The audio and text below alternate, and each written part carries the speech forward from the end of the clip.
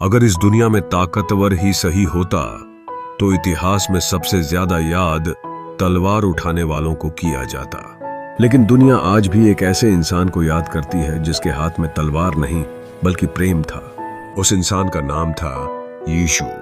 यीशु को अक्सर धर्म के चश्मे से देखा गया, लेकिन अगर हम उन्हें एक सोचने वाले इंसान की तरह देखें तो एक अलग ही तस्वीर सामने आती है।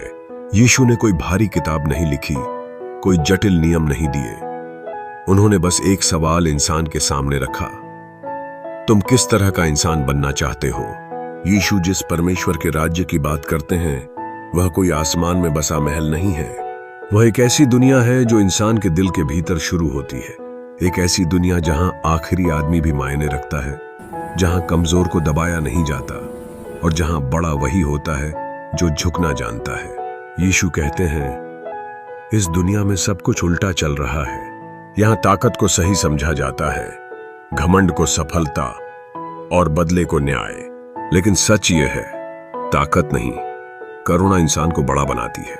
यीशु अपनी बातें आदेश की तरह नहीं कहते, वे कहानियों में कहते हैं, क्योंकि कहानी सीधे दिमाग में नहीं दिल में उतरती है। उन्होंने एक सामरी को नायक बनाया जिसे समाज नीचा समझता था। उन्होंने एक भटके बेटे को अपनाया जिसे सबने छोड़ दिया था। क्यों? क्योंकि यीशु यह दिखाना चाहते थे कि इंसान की कीमत उसके बीते कल से नहीं, उसके आज के दिल से तय होती है।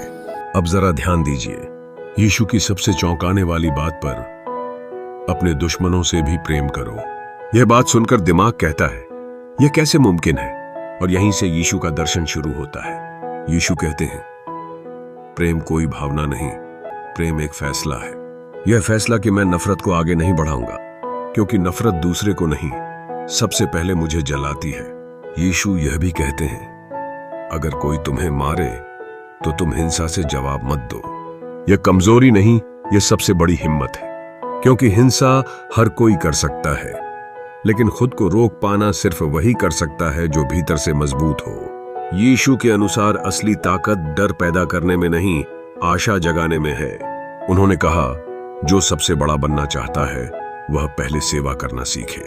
सोचिए, अगर आज की दुनिया में नेता यह बात मान लें तो दुनिया कैसी होगी? यीशु इंसान को बुरा नहीं कहते, वे कहते हैं इंसान टूटा हुआ है लेकिन बेकार नहीं। वे बदलाव को बाहर नहीं अंदर से शुरू करते हैं। कपड़े कैसे हैं, जाति क्या है, अतीत कैसा था, इनसे ज्यादा जरूरी है दिल किस दिशा में जा रहा है। यीशु टैक्स वसूलने वालों के साथ बैठे, वेश्याओं से बात की, ठुकराए गए लोगों को अपनाया। क्यों? क्योंकि उनके लिए हर इंसान सुधर सकने वाली कहानी था, खत्म हो चुकी फाइल नहीं। यीशु कहते हैं, परमेश्वर का राज्य भविष्य में भी है और अभी तुम्हारे भीतर भी। मतलब यह कि तुम आज जैसा जीते हो वही कल की दुनिया बनाता है। उन्होंने नियमों को डर से नहीं, प्रेम से जोड़ा। और अंत में यीशु हमें एक ऐसा संदेश देते हैं जो सदियों से दिल को नरम कर देता है, अपने पड़ोसी से अपने समान प्रेम करो। यह कोई साधारण बात नहीं, क्योंकि जब इंसान दूसरे को अपने जैसा देखने लगता है तो नफरत टिक नहीं पाती। यीशु कोई सिस्टम बनाने नहीं आए थे, वे इंसान को जगाने आए थे। वे आज भी हमसे पूछते हैं, तुम दुनिया बदलना चाहते हो या पहले खुद को? और शायद यही सवाल इंसान को सच में इंसान बनाता है।